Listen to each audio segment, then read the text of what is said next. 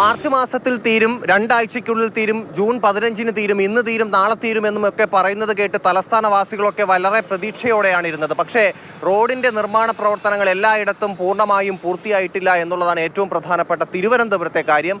കിള്ളിപ്പാലം അട്ടക്കുളങ്ങര റോഡാണ് ഇത്. ഒറ്റ റോഡാണ്. ഞാൻ ഈ നിൽക്കുന്ന ഭാഗം കൂടി റോഡിൻ്റെ ഭാഗമാണ്. ഒരു ഭാഗം മാത്രം, ഒരു വശത്ത് മാത്രം ഒരു ലെയർ ടാർ ചെയ്തിട്ടുണ്ട്. ഈ ഭാഗത്ത് ടാറിങ്ങും നടന്നിട്ടേ ഇല്ല. മാത്രമല്ല നിർമ്മാണ പ്രവർത്തനങ്ങൾ നടക്കുന്നേ ഉള്ളൂ. ഈ റോഡിനെ സംബന്ധിച്ച് പറയുകയാണെങ്കിൽ ഓടയുടെ നിർമ്മാണ പ്രവർത്തനങ്ങൾ പൂർത്തിയാകേണ്ടതുണ്ട്. എനിക്ക് തോന്നുന്നു പകുതി പോലും ഓടയുടെ നിർമ്മാണ പ്രവർത്തനം പൂർത്തിയായിട്ടില്ല എന്നുള്ളതാണ് അട്ടക്കുളങ്ങര കിള്ളിപ്പാലം റോഡിലെ ഏറ്റവും വിഷമകരമായ കാര്യം. മഴയൊക്കെ പെയ്യുകയാണെങ്കിൽ ജനങ്ങളാകെ ദുരിതത്തിലാകുന്ന ഒരു സ്ഥിതിയാണ് ഇവിടെ ഉള്ളത്. എല്ലാവരും കുണ്ടും കുഴിയായിട്ട് കിടക്കണം. ആൾക്കാരൊന്ന് വീഴയാണ്. ദയവ് ചെയ്ത് നമ്മളെ കൗൺസിൽ ഇവിടെ നോക്കിയിട്ട് ദയവ് ചെയ്ത് ഇവിടെ വന്ന് നോക്കിയിട്ട് വഴിയിൽ ഇവിടെ കുറച്ച് മണ്ണടിച്ച് തരുക.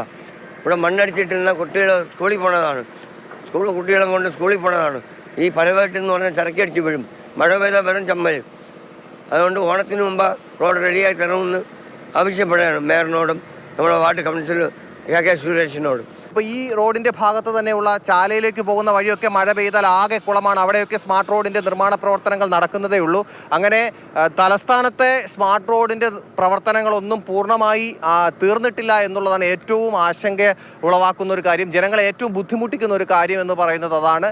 വരും ദിവസങ്ങളിൽ ഇനിയിപ്പോൾ മഴയൊക്കെ കനക്കുകയാണെങ്കിൽ എന്താകും സ്ഥിതി എന്ന് കണ്ടറിയേണ്ടിയിരിക്കുന്നു.